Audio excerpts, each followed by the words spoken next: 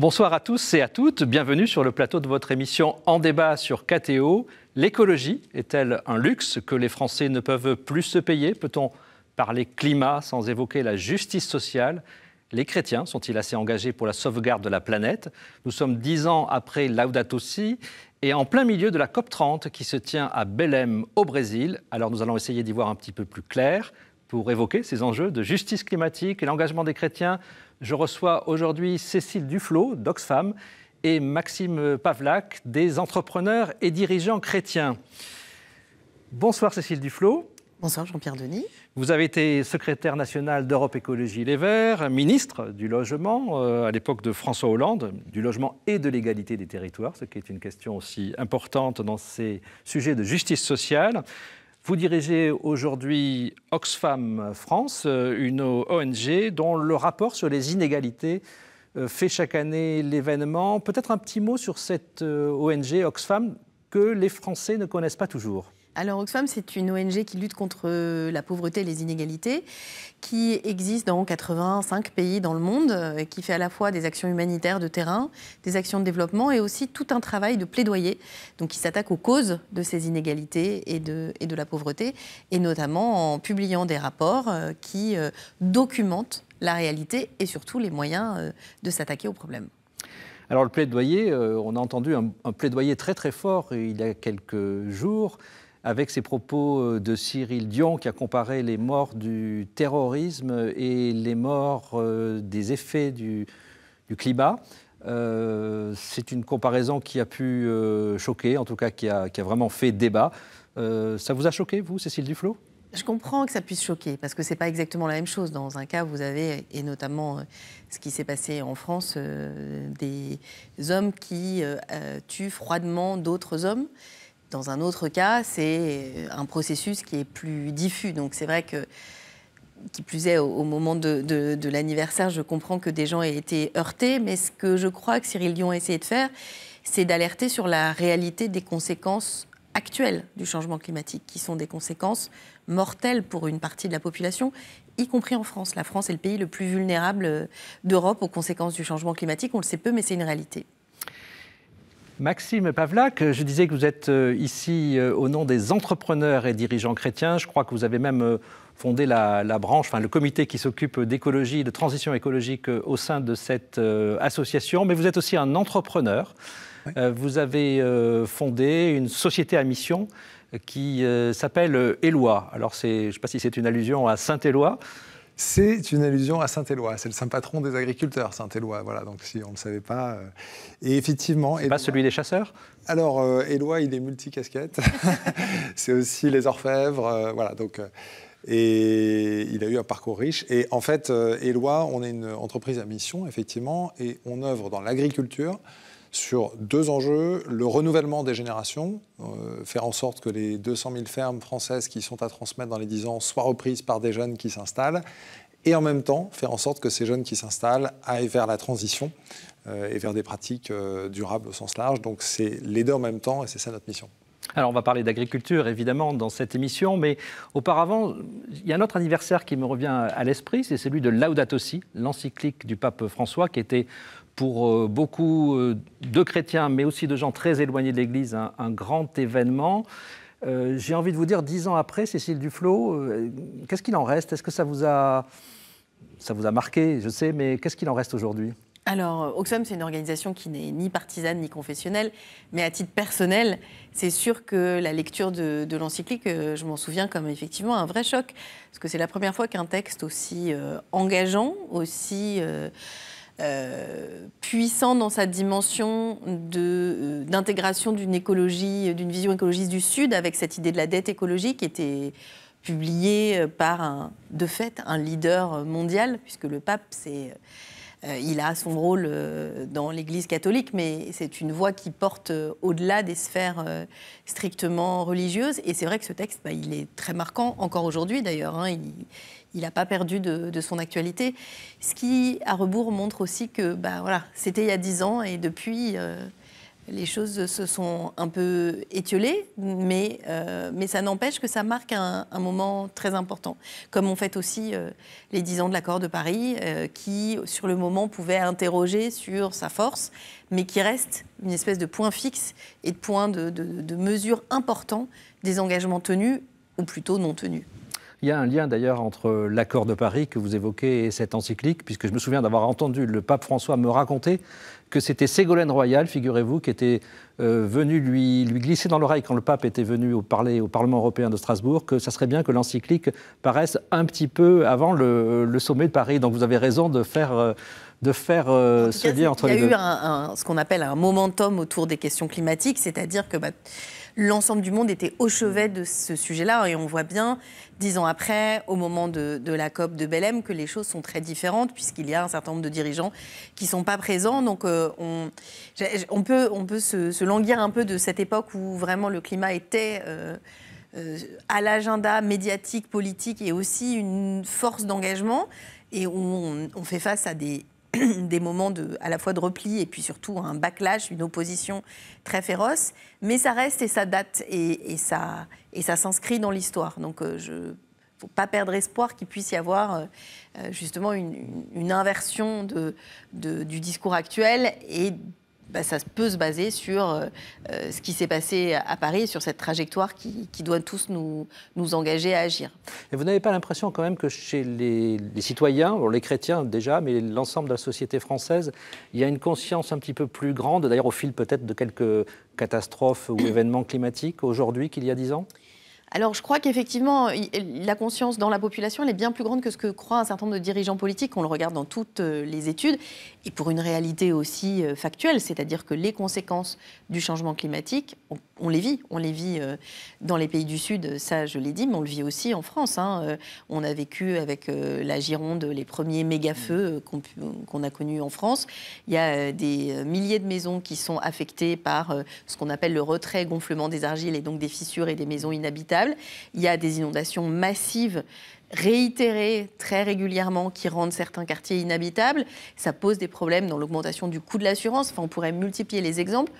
La réalité du changement climatique, elle impacte nos vies. Et comme on est aussi tous très attachés au paysage de notre pays, à notre patrimoine, un rapport a été publié par le réseau Action Climat qui montre les impacts sur les châteaux en France que pourrait avoir le changement climatique. Imaginez que Chenonceau tiennent plus sur ces arches, ça peut évidemment aussi mobiliser tout le monde, se dire en fait, quand on défend le climat, on défend l'endroit où on vit, on défend notre environnement, on défend notre avenir et celui de nos enfants. Donc je pense que cette conviction-là, elle est assez largement diffusée, mais il y a des moments politiques, et le moment qu'on vit, où certains capitalisent en étant anti-écolo. Je pense que c'est pas seulement idiot, mais c'est très triste, parce qu'on perd du temps.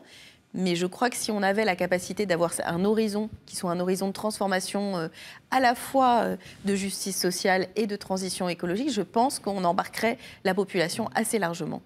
Anti-écolo, Maxime Pavlak, c'est le sentiment que vous avez quand vous parlez à des chefs d'entreprise aujourd'hui ? Non, il y a aux EDC, comme ailleurs, toutes les tendances. C'est vrai qu'il y avait du chemin à parcourir. Nous, on a mis 8 ans, après Laudato Si', à sortir une commission conversion écologique aux EDC, dont j'ai pris la présidence. On a ensuite mis du temps à élaborer un itinéraire qui s'appelle « Entreprendre pour la maison commune ». J'aime bien ce titre, j'aime bien rappeler que c'est notre maison commune. Voilà. Donc on agit par rapport aux humains qui habitent la planète. C'est notre devoir de chrétien pour protéger la création que Dieu nous a confiée. Et je trouve que chez les entrepreneurs et dirigeants chrétiens, si on se rattache à la logique et à la dimension spirituelle de la question de pourquoi il faut défendre, prendre soin de la création que Dieu nous a confiée, on arrive à rallier tout le monde. Voilà. Mais il faut le prendre sous l'angle spirituel. Je pense qu'il y a une grande méfiance, particulièrement en France, sur la notion d'écologie politique, parce qu'elle peut charrier avec elle un certain nombre d'autres notions auxquelles un certain nombre de chrétiens peuvent être opposés. Et donc il peut y avoir cette difficulté-là, en tout cas de prime abord, avec le mot écologie. Donc voilà, ça c'est autre chose pour moi. Mais sur le fond, on arrive à réexpliquer aux chrétiens et aux EDC pourquoi il faut agir pour la maison commune, pourquoi il faut agir pour les plus fragiles qui sont les premières victimes, on va y revenir. Et ça se comprend très bien et je vois vraiment des mises en mouvement, moi, de mon côté. Et vous ne voudriez pas tout de même que le nouveau pape se prononce un peu plus vigoureusement pour encourager ce qui serait le plus dur à convaincre? On ne l'a pas beaucoup entendu, il faut dire. Le pape, à la différence de son prédécesseur, le pape François, qui en avait fait un axe très fort de son pontificat. Oui, moi je ne suis pas inquiet là-dessus. Je pense qu'effectivement, il laisse un temps reposer avant de pouvoir reprendre les sujets. Et je ne pense pas qu'il soit désaligné avec le pape François sur ces questions-là. Je pense qu'il est aligné sur beaucoup de choses d'ailleurs. Et donc, ça reviendra. Et tout comme on disait, il y a un backlash, certes, mais je pense qu'un backlash, quand il est sur une idéologie, peut effectivement osciller et revenir, mais sur un fait scientifique, je ne suis pas très inquiet qu'on va se reprendre de toute façon, malheureusement, en boomerang, les effets et les conséquences du changement climatique, de l'effondrement de la biodiversité, de la pollution, et que il va bien falloir se rendre à l'évidence. Donc ce backlash ne pourra pas durer très longtemps. Pardon, backlash, vous voulez dire que là, l'écologie est en quelque sorte victime, en fait, d'un retour de bâton, sujet qui serait devenu aujourd'hui... Alors on en parlait de la prise de conscience des Français, donc est-ce qu'il y a une progression ou est-ce qu'il y a un retour en arrière? J'aimerais peut-être vous entendre... Non, mais là où il y a un backlash, c'est que la position climato-sceptique prend de l'ampleur en pourcentage de personnes qui y croient. C'est-à-dire que et ça, c'est assez étonnant, puisqu'on peut être surpris du fait que, malgré l'évidence scientifique, il y a de plus en plus de gens qui croient que c'est faux. Voilà. Et donc ça, on peut s'étonner de ça. Mais je pense que sur la durée, ça va revenir, comme je le disais, à partir du moment où il y a un fait, une réalité scientifique, à partir du moment où on peut le constater nous-mêmes tous les jours, au bout d'un moment, et même si aujourd'hui la logique des réseaux sociaux et d'autres canaux font que on peut croire à des choses qui sont fausses, et on le voit malheureusement de plus en plus et tous les jours, à un moment donné, on va le constater par nous-mêmes et ça va revenir. C'est votre sentiment aussi, Cécile Duflot ? Alors, c'était mon sentiment et j'allais dire que je me disais, de toute façon, y compris les Américains qui sont aussi sur un territoire vulnérable, parce qu'il faut voir que là où il y a la voie, on va dire, à la fois climato-pas-sceptique, mais qui est même totalement obscurantiste, c'est celle du président des États-Unis sur le sujet. Je me disais, en fait, il va y avoir des vraies catastrophes, exactement comme vous dites, parce que le sujet, c'est la science et que c'est une réalité factuelle. Et que du coup, ça va les pousser à réagir. Le problème, c'est qu'on est dans un tel moment obscurantiste qu'il y a un certain nombre de voix qui, aux États-Unis, disent que les incendies, les catastrophes naturelles, c'est une vengeance divine et qu'il faut prendre ça sous un autre plan et le sortir complètement du débat scientifique. Donc ça ne me rassure pas. Parce que je me dis qu'effectivement, il y en a certains qui sont partis dans une autre logique complètement affolante. Et du coup, ça alimente le fait que certains, en Europe, puissent se dire « Ah, mais il y a une option qui est d'utiliser des arguments totalement absurdes et de capitaliser en étant anti-écolo ».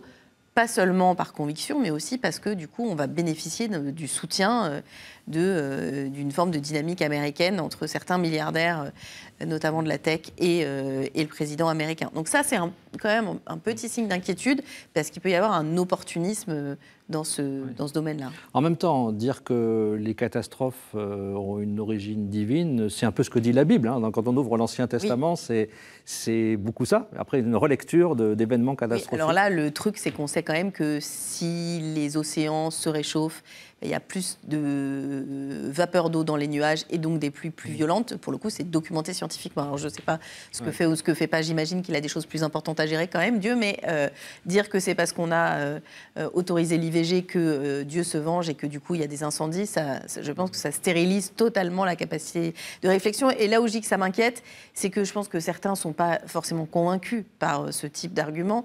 Mais en revanche, certains politiques se disent... Comme il y a un soutien, y compris financier, et des réseaux sociaux détenus par certains, il peut y avoir un opportunisme. Donc ça, je trouve que c'est petit peu une source d'inquiétude. C'est pour ça que vous l'avez dit, la parole de grand leader sur la question est attendue et c'est dommage que le nouveau pape ne se soit pas encore exprimé sur le sujet. Alors, comme n'importe qui, d'ailleurs, on a besoin de la présence des dirigeants mondiaux à la COP de Belém et certains n'y sont pas et c'est regrettable. Alors vous êtes sur KTO et vous nous écoutez peut-être aussi sur KTO Radio dans l'émission En débat. On va peut-être suggérer au nouveau pape un texte sur les rapports entre la science et l'écologie, puisque c'est vrai que c'est un homme qui a fait des études de science, il est mathématicien, donc après tout, ça serait un bon thème pour une autre encyclique. Mais on va revenir sur des sujets peut-être plus concrets. On parlait d'inégalité, de sentiment que l'écologie, peut-être, c'est pour les riches. Il y a eu Maxime Pavlak a eu cet événement au BHV à Paris avec l'arrivée de Shine, donc des vêtements très très bon marché. Vous qui êtes entrepreneur, qu'est-ce que vous en pensez de cette idée qu'il faudrait finalement pour les riches le luxe d'une écologie, puis pour les gens qui n'ont pas de moyens, pour les jeunes, une ultra fashion, mais aussi la mode donc, et la consommation qui vont avec à petit prix. Vous en avez pensé quoi ? Je ne peux pas en penser du bien, parce que derrière Shine, si on imagine uniquement l'avantage pour le Français qui va pouvoir acheter à pas cher et que cette réalité-là, ça peut sembler séduisant. En réalité, il y a aussi une casse sociale énorme derrière la manière dont sont fabriqués les produits, une casse écologique énorme, et puis en réalité des produits qui par ailleurs ne sont pas durables, qui incitent à la consommation de très courte durée, qui donnent une illusion de pouvoir d'achat, mais qui n'est pas une réalité, tout comme d'ailleurs la tendance générale à la dégradation de la qualité et de la durée de vie des produits, quel qu'il soit, va donner une impression d'un maintien du pouvoir d'achat, alors qu'en réalité, il faut racheter de plus en plus souvent, donc ça n'est pas le cas. Et donc, on dégrade, ce faisant, la planète. En réalité, on dégrade le pouvoir d'achat, puisque les produits ne sont pas durables. Et on encourage une culture de la surconsommation, puisque ce n'est pas juste la consommation de nécessité, c'est une culture de surconsommation et du jetable qui ne fait aucun bien à l'âme, on pourrait dire, nous chrétiens, voilà, mais au cœur, pour mettre de manière plus large. Ce n'est pas ce dont l'homme a besoin pour être heureux. Donc là, il y a un problème majeur de culture appauvrie dans laquelle on va penser que c'est bien de pouvoir consommer et que c'est comme ça qu'on va être heureux. Et en réalité, ce n'est pas le cas. Et vous avez vu quand même, tous les deux, j'imagine, cette longue file d'attente de jeunes devant l'ouverture de cette boutique. Ça vous a quand même, j'imagine, interpellé ? Il y avait à la fois cette file d'attente, puis il y avait aussi plein de gens qui manifestaient contre la présence de Chine, donc il y a les deux. Ce qui est sûr, c'est que ça pose la question de la réglementation. D'ailleurs, on voit bien que l'État français a été questionné et a été assez incisif sur les obligations qu'il demandait à cette plateforme, parce que la question, c'est de savoir si, oui ou non, on laisserait rentrer en France des produits qui sont... Il y a deux sujets qui sont toxiques, notamment les produits dits de beauté ou de cosmétiques qui peuvent être dangereux pour la santé, tout simplement, mais aussi des produits, comme vous l'avez très bien dit, qui sont produits dans des conditions sociales et environnementales désastreuses. Et je pense que la question de savoir, et notamment si on veut pouvoir aussi faire en sorte que des productions de bonne qualité aient lieu en France, ça va être de se dire... Il y a un certain nombre de choses qu'on ne peut pas importer en France. Vous ne pouvez pas importer des produits qui risqueraient d'empoisonner les gens. Vous ne pouvez pas importer des jeux qui ne respectent pas pour enfants certaines normes. Eh bien, on devrait se dire qu'il n'est pas possible non plus de laisser rentrer en France des produits qui mettent en danger la santé des consommateurs, mais aussi la santé de ceux qui produisent ces produits. Il y a des normes au sein de l'Organisation internationale du travail, et je pense qu'on devrait dire que le respect de ces normes est la base pour pouvoir importer des produits en Europe. Je pense que là, cette question, maintenant, on y est confronté de manière très nette, sans compter effectivement l'autre débat sur la surconsommation, qui est un débat très important pour Oxfam, parce qu'Oxfam est né avec des boutiques de seconde main en Grande-Bretagne, qui sont très nombreuses. On en a 7 aujourd'hui en France, sur l'idée qu'effectivement, on peut consommer différemment. On peut consommer des produits qui sont produits dans des bonnes conditions sociales et environnementales, ce qu'on appelle le commerce équitable, mais on peut aussi consommer de la seconde main, notamment en matière de vêtements, et arrêter vraiment de manière très nette avec ce qu'on appelle la fast fashion ou l'ultra fast fashion, où en fait, on provoque l'achat de vêtements comme si c'était des biens de consommation qu'on prend et qu'on jette. Donc, se reposer la question de nos modes de consommation, de comment on les gère eux aussi, puisqu'il y a eu une loi qui a été votée à l'Assemblée nationale et au Sénat, et qui pour l'instant est encore dans les limbes, pour justement empêcher l'importation de ces produits d'ultra fast fashion qui ne correspondent pas et qui ne doivent pas correspondre à un modèle qui est un modèle durable et soutenable. Vous parlez de lois, de normes à appliquer. En même temps, on voit qu'on est dans une époque dans laquelle on reproche justement, alors en particulier à l'Union européenne, et en particulier dans le monde agricole, de recourir à des normes toujours plus contraignantes. Et on a parlé de backlash, c'est-à-dire de révolte finalement, de retour en arrière, de volonté de revenir en arrière. On est dans une situation politique et sociale dans laquelle c'est pas très bien vu de rajouter de nouvelles normes. Alors on fait comment ? Alors, je pense qu'il faut aussi avoir le débat très franc sur ces questions-là. Les normes, historiquement, elles ont évité que les gens s'empoisonnent. On sait aujourd'hui, quand on va acheter de la nourriture dans un magasin, qu'on n'a quasiment aucune chance de s'empoisonner. D'ailleurs, si jamais il y a un produit qui est contaminé, on a des procédures de rappel hyper efficaces. On peut tracer l'ensemble des produits usine par usine. C'est protecteur. Il y a tout un tas de normes qui sont protectrices, et notamment sur l'utilisation des produits phytosanitaires, des insecticides. On le voit d'ailleurs, et on l'a vu au moment de la signature de la pétition sur la loi du plomb. Là aussi, il y a quand même une conviction très largement partagée que l'abus de produits chimiques dans notre environnement a des conséquences sur notre santé. La France est un des pays où l'épidémie de cancer est la plus virulente. Ça doit nous poser des questions. C'est pas juste embêter le monde des normes, c'est protéger la santé, y compris d'ailleurs la santé de ceux qui travaillent dans certains secteurs.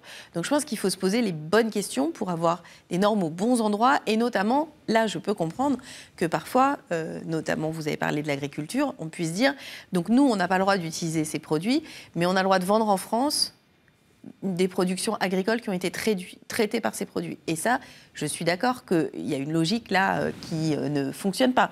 Il faut se dire qu'il y a un certain nombre de produits qui sont potentiellement dangereux pour la santé, je le rappelle, des agriculteurs et des consommateurs, et qu'on ne doit pas pouvoir consommer ces produits où qu'ils soient produits, y compris si c'est à l'extérieur de l'Union européenne. Maxime Pavlak, vous êtes entrepreneur, vous ne représentez pas réellement ici les entrepreneurs et dirigeants chrétiens, mais vous en êtes un des dirigeants. L'idée de rajouter des normes pour protéger les consommateurs, comme Cécile Duflot l'a rappelé, c'est pas dans n'importe quel but.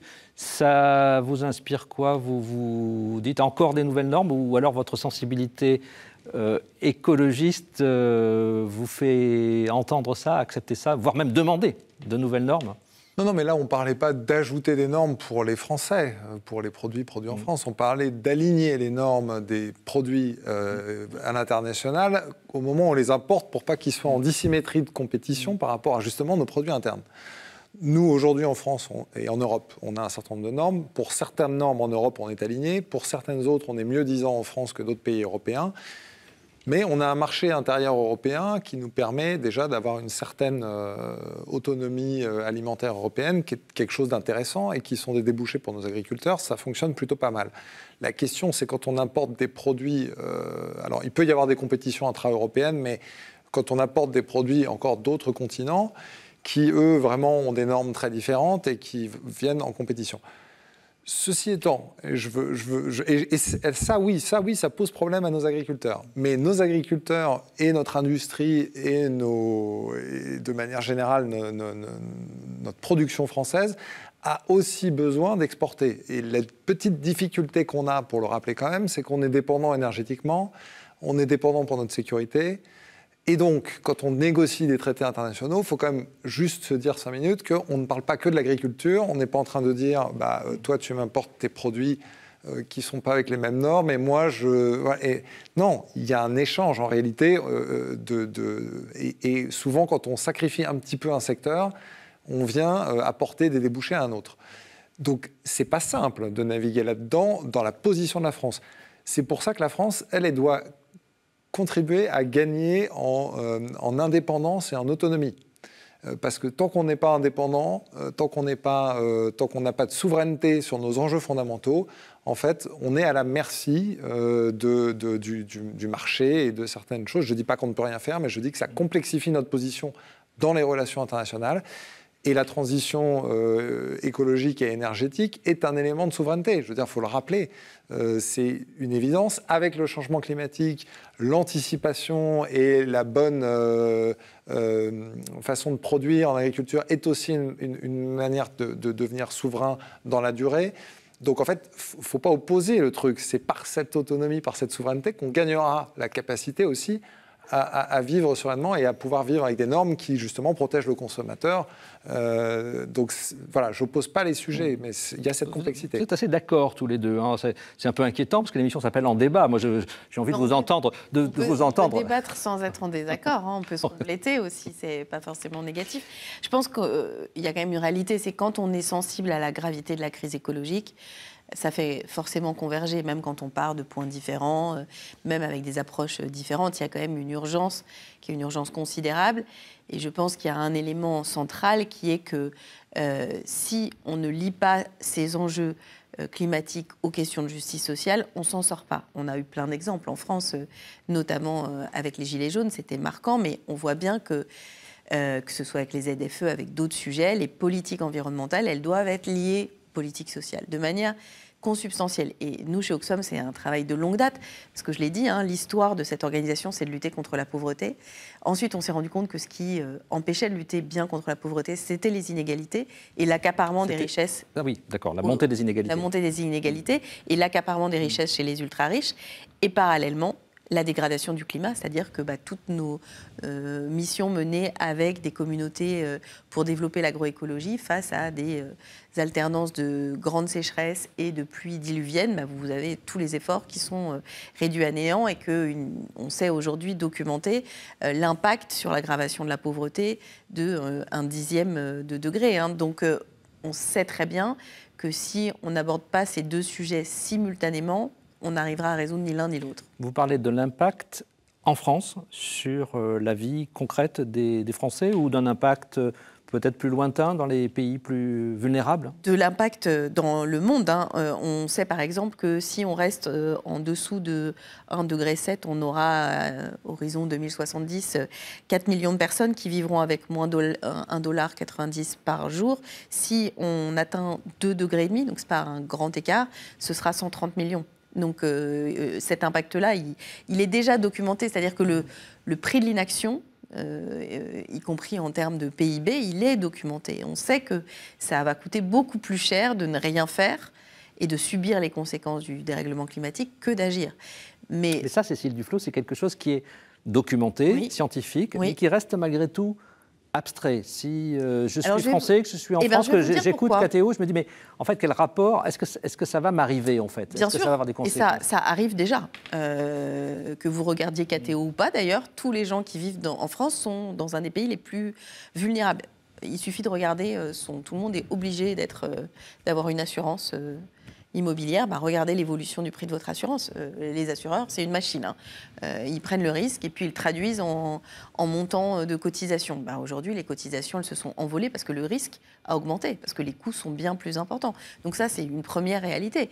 Mais il y en a une autre sur les conséquences sur la santé, parce que les vagues de chaleur, c'est extrêmement coûteux pour la santé de ceux qui travaillent, mais pas seulement, pour les plus vulnérables, pour les personnes âgées, avec des conséquences sur la suroccupation des hôpitaux, avec des dégradations à plus long terme. Hein. Par exemple, aujourd'hui, on a bien documenté le fait que les travailleurs qui sont exposés durablement à la chaleur souffrent ensuite de maladies rénales.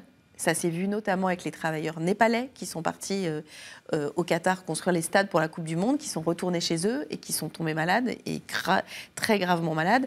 Donc, on ne mesure pas encore complètement la réalité de ces impacts, mais on sait qu'ils existent. Ils sont déjà là. Mais je vais vous expliquer, pour moi, il y a quand même une grande interrogation qui est pas. Donc on sait ce qu'il faudrait faire et on ne le fait pas, pourquoi ?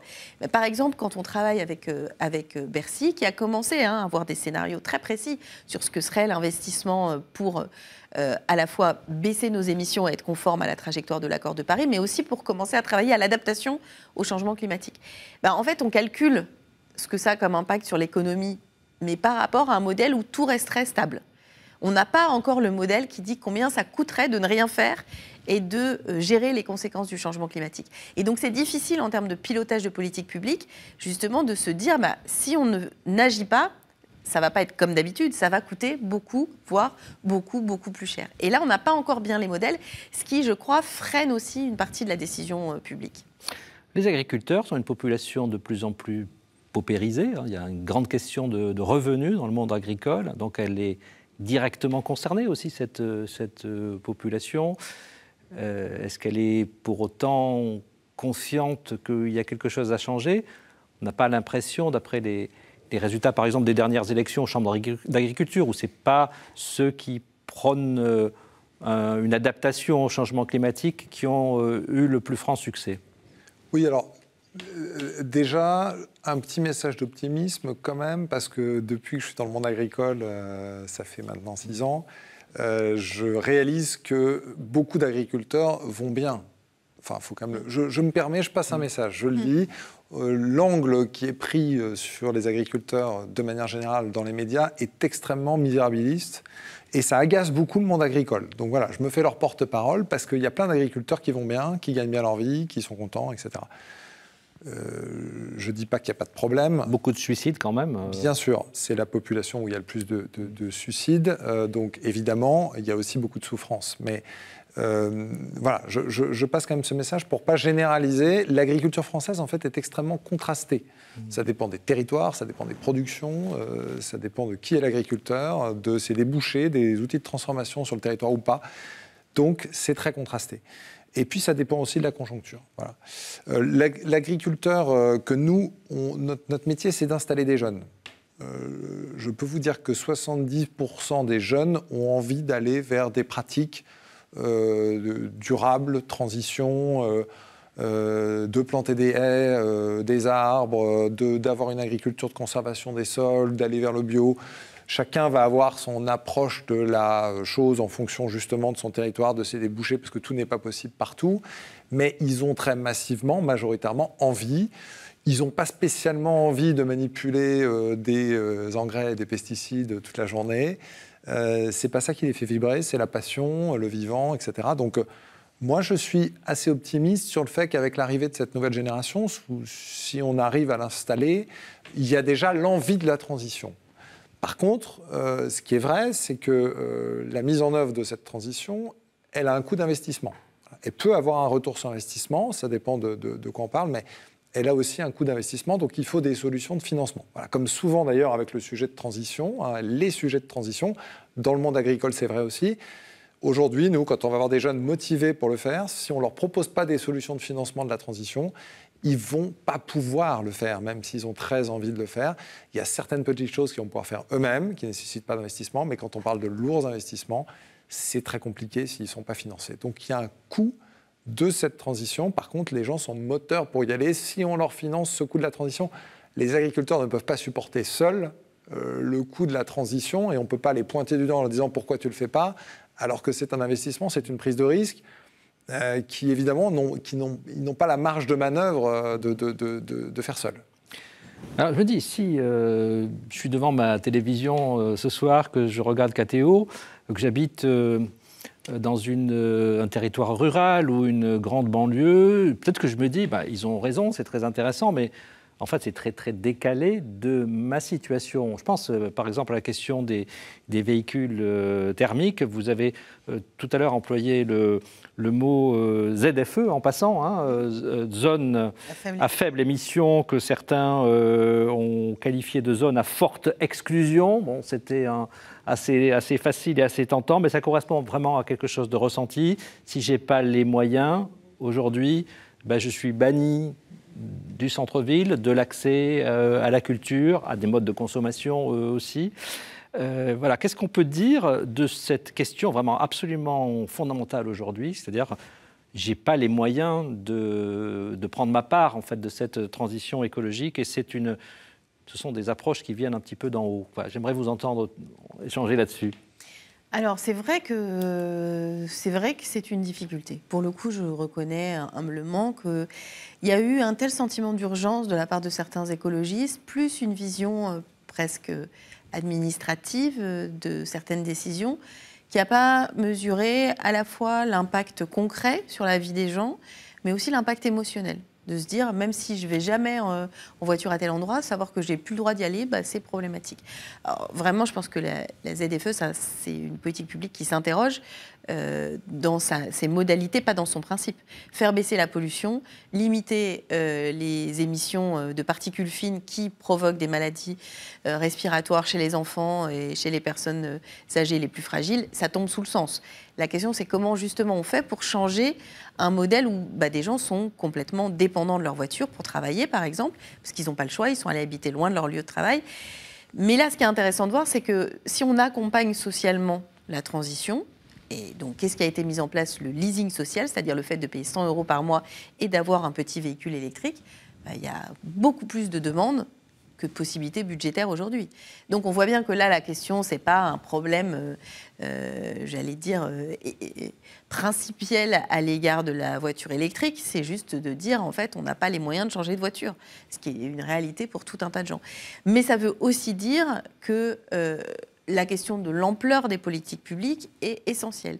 Carbone 4 a montré que même si on était tous absolument exemplaires sur... Qu'est-ce que c'est Carbone 4 c'est un cabinet d'études sur la transition écologique et notamment sur la baisse des émissions de gaz à effet de serre.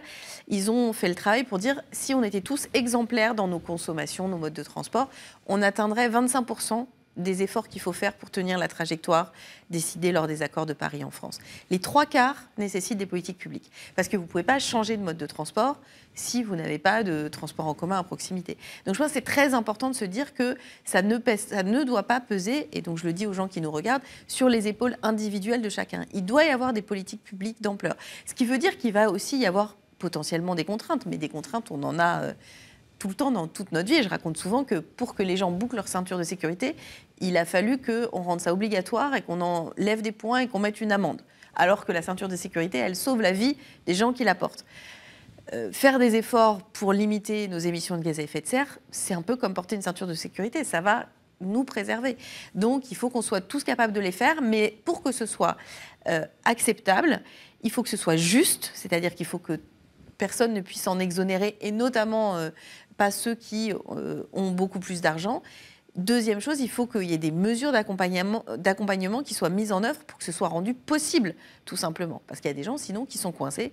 C'est ce qui s'est passé au moment des Gilets jaunes. C'est des gens qui étaient partis habiter loin de leur lieu de travail et à qui on disait, bon, maintenant, c'est terminé, vous allez payer l'essence beaucoup plus cher, et qui disaient, mais qu'est-ce que vous voulez que je fasse? Je suis coincé. Oui, moi, on ne peut que être d'accord avec ça, mais la question quand même, c'est comment on le finance. C'est-à-dire qu'effectivement, il faut des politiques publiques pour accompagner socialement la transition.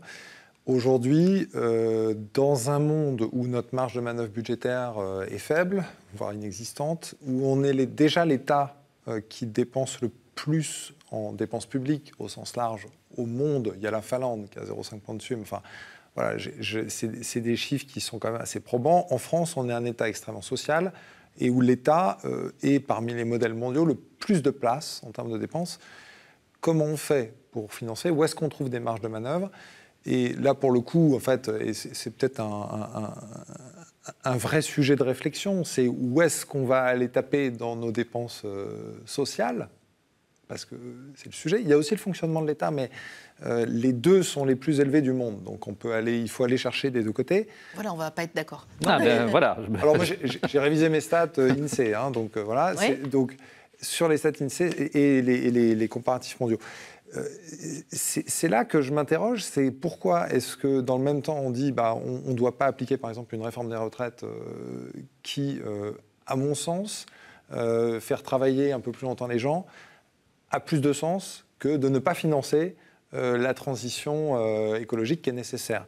Et je pense malgré tout qu'à un moment donné, il faut quand même faire des choix. C'est-à-dire qu'on aimerait tous maintenir un modèle archi-social, voilà, et ne pas allonger la durée de travail. En même temps, à un moment donné, gouverner, c'est faire des choix. Et si on ne les fait pas, le risque, c'est que, ou si on rejette tout et qu'on ne bouge pas, on est sûr d'aller dans le mur. Donc, moi, j'invite la gauche, effectivement, à dire, OK, où est-ce qu'on va financer ça? Au-delà de dire, il faut le financer. Je suis d'accord avec ça, et c'est nécessaire, mais il va falloir trouver des marges de manœuvre, et c'est loin d'être évident. Ça ne peut pas reposer que sur les entreprises, parce qu'en fait, on a un problème de... Il y a un tiers des entreprises, déjà, qui perdent de l'argent. Voilà, il y en a 2 tiers qui en gagnent. on est limite. Et cette cote-part augmente d'entreprises qui perdent de l'argent. Donc il y a aussi beaucoup de gens qui investissent leur argent pour entreprendre, qui perdent de l'argent, qui n'y arrivent pas, des investisseurs qui perdent de l'argent. Il n'y a pas que des gens qui gagnent beaucoup d'argent. Et donc c'est un équilibre qui est délicat. Mais je pense que parmi les équilibres délicats, si on est l'État qui dépense le plus en dépenses de l'État au monde, c'est certainement qu'ici, il faut qu'on trouve des marges de manœuvre. On n'a pas le choix si on veut pouvoir financer ça. Alors d'abord, pourquoi on est l'État qui a le plus haut niveau de dépenses publiques ? Parce que nous, on intègre des dépenses publiques on intègre des dépenses dans nos dépenses publiques que d'autres n'intègrent pas. Nous, on intègre les dépenses de santé dans les dépenses publiques, pas les Américains, pas plein de pays. On intègre les dépenses d'éducation. Donc, en fait, vous pouvez dire, on a une grosse dépense publique. Mais en fait, si vous ne payez pas pour envoyer vos enfants à l'école, c'est pas la même chose que si vous devez payer pour envoyer vos enfants à l'école, pour les faire opérer de l'appendicite, pour financer votre retraite vous-même. C'est-à-dire que comparer les dépenses publiques en montant, si on ne regarde pas ce qu'il y a à l'intérieur, ça n'a pas de sens en soi. Parce que, effectivement, vous paierez moins de cotisations sociales, mais vous devrez payer énormément pour vous assurer une assurance santé. Vous devrez payer énormément pour financer votre retraite. Donc, c'est toujours un argument qui est un peu spécieux, c'est de dire qu'est-ce qu'on met dedans. Et effectivement, en France, on a choisi de rendre collectif beaucoup de dépenses de santé. Ce qui est d'ailleurs intéressant, c'est que si on compare avec d'autres systèmes, ça coûte au final moins cher. C'est-à-dire que les coûts de santé, quand vous les mutualisez sur tout le monde, ils sont moins chers que quand ils sont gérés individuellement avec des assurances privées. Et on soigne mieux les gens. Même si en France, on a été en recul, historiquement, on regarde.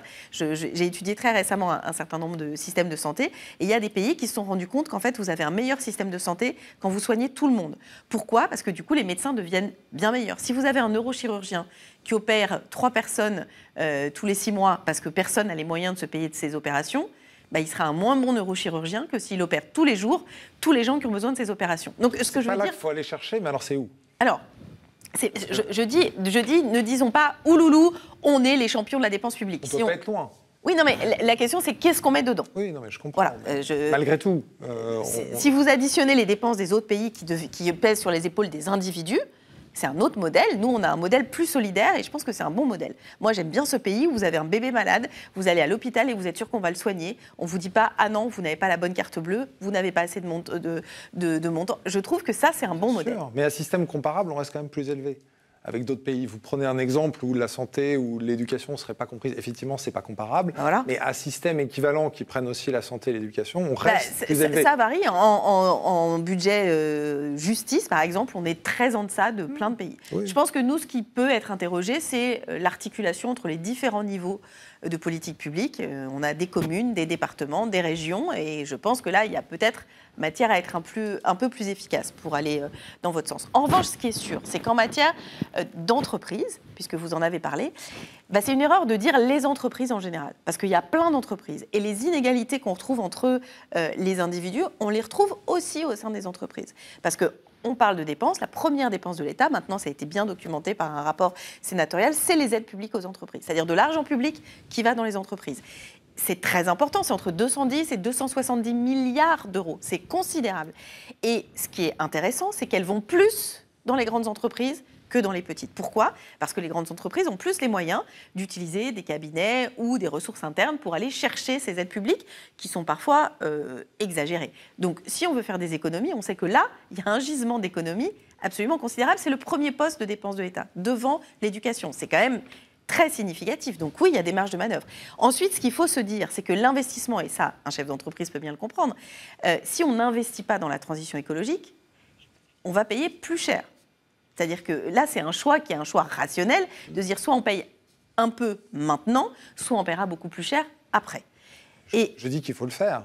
Je demande comment on le finance. Et donc, sur comment on le finance, pour le coup, je termine. Nous, on a fait cet exercice chez Oxfam et on a publié ce qu'on appelle le manifeste fiscal d'Oxfam France qui dit voilà comment on mobiliserait des nouvelles ressources et voilà comment on les utiliserait. Et ces nouvelles ressources, elles ne pèsent pas sur tous ceux qui gagnent individuellement moins de 2 600 € net, par exemple. Donc, on exclut vraiment une grande partie, on n'augmente pas la charge d'imposition sur une grande partie de la population. Mais ça a été montré.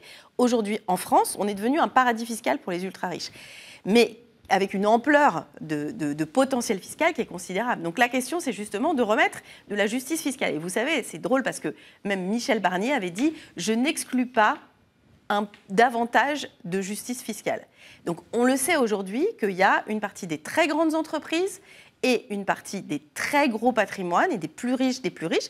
On est quand même un pays socialiste, collectiviste, qui a quand même eu l'homme et la femme les plus riches du monde. Moi, ça me fait doucement rigoler. Ça, c'est l'égalité des genres, ça vous réjouit. On est le champion d'Europe de distribution des dividendes. Enfin, on n'est pas un pays, souvent on dit, voilà, le pays le plus redistributeur. Enfin, ça ne ruine pas du tout les ultra-riches. Il y a des fortunes considérables d'un petit pays comme la France qui permet ça. Donc je pense qu'on peut mettre davantage d'égalité et qu'une partie d'entre eux, d'ailleurs, une partie de ces fortunes, je pense à celle de la famille Saadé, ont été énormément aidées par la puissance publique, par l'État, et que pendant la crise financière et pendant le Covid, toutes ces entreprises ont beaucoup apprécié la politique massive de rachat d'actifs qui a été mise en place pour leur éviter d'être dans la difficulté. Donc la solidarité, elle peut aussi se jouer par des taxes sur les super-profits.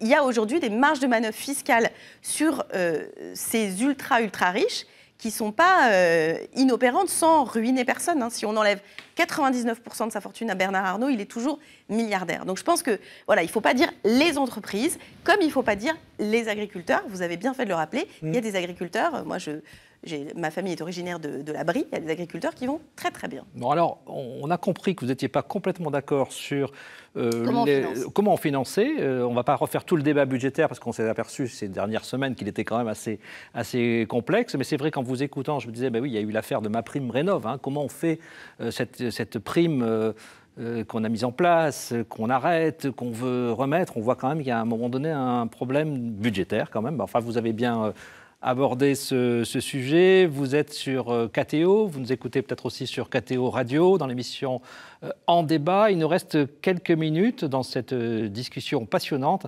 Et je ne voudrais pas quand même qu'on oublie, puisqu'on parle des pauvres, le dimanche 16 novembre, c'est la journée mondiale de la pauvreté. C'est une journée mondiale, et donc je ne voudrais pas qu'on oublie la planète, c'est-à-dire le monde entier.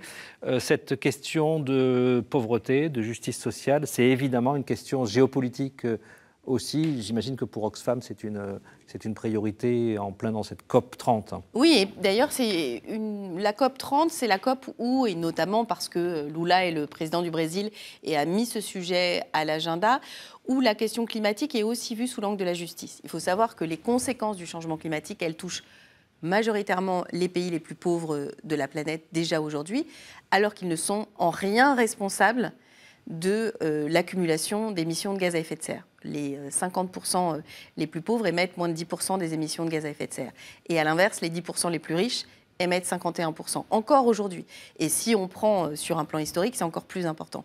Et donc le débat qui était un débat de solidarité, il s'est déplacé, à l'initiative notamment d'un certain nombre de ces pays, vers un débat de justice, en disant en fait, nous, on est victimes de cette situation, on n'est pas responsable de ce qui nous arrive, il est juste, légitime que ceux qui nous ont mis dans cette situation réparent, avec des sources possibles de financement de ces nécessités de budgétisation de la solidarité, qui sont une taxation sur le transport maritime, sur les compagnies pétrolières, sur ceux qui sont les principaux responsables, mais aussi sur les plus riches. Ça a été mis à l'agenda du débat international par le président Lula. Donc, poser la question en termes de justice, c'est aujourd'hui la manière dont on pourra aussi éviter que se créent des tensions géopolitiques extrêmement fortes. Parce qu'on voit bien, avec l'émergence d'un débat au niveau du Sud global, cette idée de se dire, en fait, on ne doit pas être à la fois les victimes et ceux qui n'ont pas les moyens de financer les conséquences du changement climatique, alors que nous ne sommes pas responsables. Et je trouve que la manière dont le débat s'est déplacé, avec une voix très particulière prise par les peuples autochtones, qui eux aussi, pour le coup, avaient pour beaucoup d'entre eux une capacité de vie sur la planète sans aucun impact négatif, et qui sont, notamment dans l'Amazonie, mais à d'autres endroits, victimes de la déforestation, victimes de la limitation de leur espace de vie, eux aussi ont décidé de prendre une voix assez forte dans les débats lors de la COP de Belém. Maxime Pavlak, est-ce que les entrepreneurs dont vous êtes attendent quelque chose de la COP 30, ou c'est essentiellement un rassemblement d'ONG et de politiques? Est-ce que, voilà, dans le monde de l'entreprise, on attend quelque chose, on a envie peut-être d'apporter quelque chose aussi dans le panier de cette COP 30? En tout cas, sur la question de la pauvreté remise au centre est un sujet qui, chez les chrétiens de manière générale, les entrepreneurs et dirigeants chrétiens en particulier, l'option préférentielle des pauvres fait partie de la doctrine sociale chrétienne. Donc ça a toujours concerné les chrétiens de prendre soin des plus pauvres et des plus fragiles. Et je pense que c'est vraiment important de se remettre en tête ce qui était déjà dans Laudato Si il y a maintenant 10 ans, cette dimension d'écologie intégrale, c'est-à-dire que ma relation au Christ, ma relation aux plus fragiles et ma relation à la création sont un tout indissociable, parce que si je prends soin de la maison commune, je prends soin du plus fragile, parce que je le fais, je prends soin de la création que Dieu m'a confiée, donc je le fais aussi parce que j'ai une relation. Et donc c'est absolument fondamental de reparler d'une dimension spirituelle qui, je pense, pour les chrétiens doit être quelque chose d'attractif, c'est-à-dire on propose quelque chose d'une évolution de notre relation au monde, à l'autre, à la création, qui fait du bien à l'âme et qui vient soigner notre âme. Et je crois qu'aujourd'hui, les désordres du monde sont le reflet de désordres intérieurs, c'est-à-dire de manière très générale. Si les gens font la queue au BHV massivement pour acheter frénétiquement des produits, c'est qu'il y a quelque chose d'un dysfonctionnement spirituel et que la transition elle passera aussi par une question spirituelle. Je ne parle pas forcément que tout le monde vienne se convertir au catholicisme, hein, ce n'est pas mon propos, mais néanmoins de toucher une compréhension un peu plus profonde chez les gens, de donner envie d'aller vers une vie qui est plus riche, même si elle est quelque part moins remplie de consommation de biens, etc., d'aller vers quelque chose de plus essentiel. Et je pense qu'on ne parle pas assez du côté attractif et joyeux que peut avoir cette transition. C'est quelque chose qu'on essaie de porter, nous, en tant aussi qu'entrepreneurs. Oui, en vous écoutant, je me disais que c'était finalement les mots du pape Léon XIV, hein, qui parle d'écologie intégrale et qui a adressé son message à la COP30, au deuxième jour de cette COP30. Donc merci Maxime Pavlak et merci Cécile Duflot d'avoir été avec nous ce soir sur le plateau de KTO. Merci de nous avoir suivis pour cette émission En débat et à très bientôt sur KTO.